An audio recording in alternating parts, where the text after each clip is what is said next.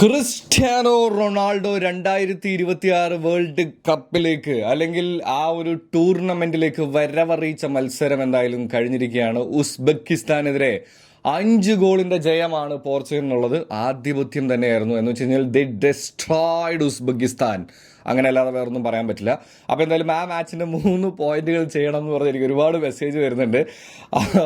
Okay, so നമുക്ക് നമ്മുടെ കാര്യപരിപാടിയിലേക്ക് കിടക്കാം. അപ്പോൾ ഇഷ്ടപ്പെടുകയാണെന്നുണ്ടെങ്കിൽ കൂടെ കൂടുന്ന കാര്യം മറക്കരുതെന്ന് ഓർമ്മിച്ചുകൊണ്ട് കയറുകയാണ് കേട്ടോ. ഒന്നാമത്തെ പോയിന്റ് എന്ന് പറയുന്നത്, ക്രിസ്ത്യാനോ റൊണാൾഡോയെ സംബന്ധിച്ചിടത്തോളം ആണെന്നുണ്ടെങ്കിലും ഈ പറയുന്നത് പോലെ തന്നെ പോർച്ചുഗലിനെ സംബന്ധിച്ചിടത്തോളം ആണെന്നുണ്ടെങ്കിലും ഈ ഒരു മാച്ച് ഭയങ്കര ക്രൂഷ്യലാണ് എന്നുള്ളതാണ്. കാര്യം ഒരു വിന്നിനേക്കാളും ഉപരി പോർച്ചുഗൽ എന്ന് പറയുന്നത് ഒരു ടീമാണെന്ന് ലോകത്തിന് മുമ്പിൽ കാണിച്ചു കൊടുക്കേണ്ട ഒരു സിറ്റുവേഷനിലായിരുന്നു അവർ നിന്നിരുന്നത്.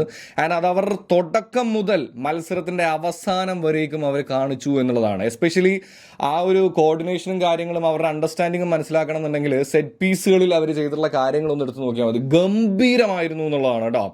പോർച്ചുഗൽ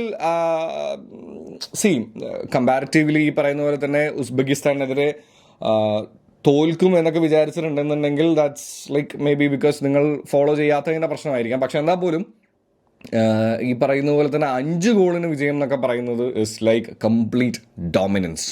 അത് സ്റ്റാറ്റ്സ് എടുത്ത് നോക്കുകയാണെന്നുണ്ടെങ്കിലും എല്ലാ മേഖലകളിലും പോർച്ചുഗൽ ഉസ്ബെക്കിസ്ഥാനെ അങ്ങ് ഇല്ലാതാക്കി കളഞ്ഞു എന്നുള്ളതാണ് കേട്ടോ.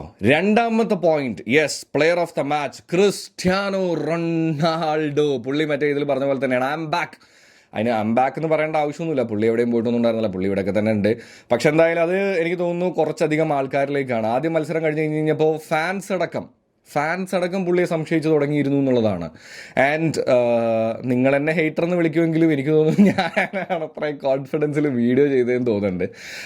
അത് കഴിഞ്ഞിട്ടാണെങ്കിലും ഇപ്പോൾ നോക്കുകയാണെന്നുണ്ടെങ്കിൽ പല മീഡിയ ചർച്ചകളിലും ക്രിസ്ത്യാനോ റൊണാൾഡോയുടെ കാലം കഴിഞ്ഞു, അവസാനിച്ചു എന്ന് പറഞ്ഞ് ചർച്ചകൾ നടത്തിക്കൊണ്ടിരുന്നവർക്കൊക്കെയുള്ള ചുട്ട മറുപടിയാണ് തൻ്റെ 2 ഗോളുകളും. അതിലെനിക്ക് ഏറ്റവും ഇഷ്ടം രണ്ടാമത്തെ ഗോളാണ് കേട്ടോ. ആൻഡ് ക്രിസ്ത്യാനോ റൊണാൾഡോ ആദ്യ മത്സരത്തിൽ നിന്ന് രണ്ടാം മത്സരത്തിലേക്ക് വരുമ്പോൾ ഒരുപാട് മാറ്റമുണ്ട്. എന്ന് വെച്ച് കഴിഞ്ഞാൽ പുള്ളി ഒരുപാട് മാറ്റമുണ്ട്. അത് എന്തൊക്കെ കാര്യങ്ങളിൽ ഞാൻ എക്സ്പ്ലെയിൻ ചെയ്യണം എന്നുള്ളതാണ്. അതിന് 3 മിനിറ്റ് ഒന്നും പറ്റില്ല. പിന്നെ മൂന്നാമത്തെ പോയിന്റ്, ഡിഫെൻസീവ്ലി ഇപ്പോഴും പോർച്ചുഗലിന് എവിടെയൊക്കെയോ കുറച്ച് പ്രശ്നങ്ങളുള്ളതായിട്ട് എനിക്ക് പേഴ്സണലി ഫീൽ ചെയ്യുന്നുണ്ട്. എന്തൊക്കെ തന്നെയാണെന്നുണ്ടെങ്കിലും അടിപൊളി മത്സരമായിരുന്നു. എന്താണ് നിങ്ങൾക്ക് ഈ മാച്ചിനെ കുറിച്ച് തോന്നിയെന്നുള്ളത് താഴെ കമൻറ്റ് കറോ. അപ്പോൾ ചിൽ കുപ്പിച്ച്